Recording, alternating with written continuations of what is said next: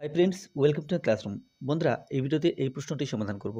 এটা আছে class 10 math, page number 81, প্রয়োগ নাম্বার 17। যদি 2x plus 5y is two 5x মানে 7y ইজ ইকুয়াল টু 5:3 হয়, তবে x ইজ টু y নির্ণয় করি।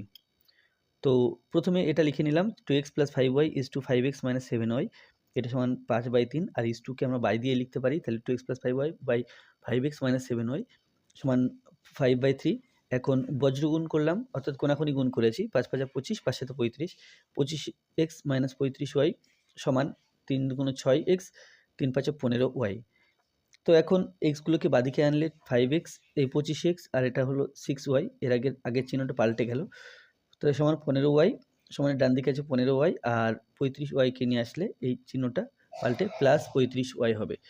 তো এখন 25 থেকে 6 বিয়োগ করলে এটা পাচ্ছি 19x, আর 15 এবং 35 যোগ করলে পাচ্ছি 50y।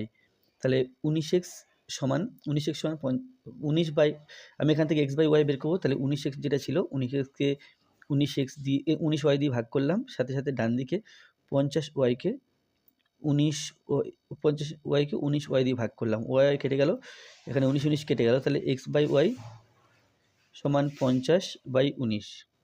এটা এখানে পেলাম, x/y সমান 50/19, অতএব x is to y is equal to 50:19। ধন্যবাদ।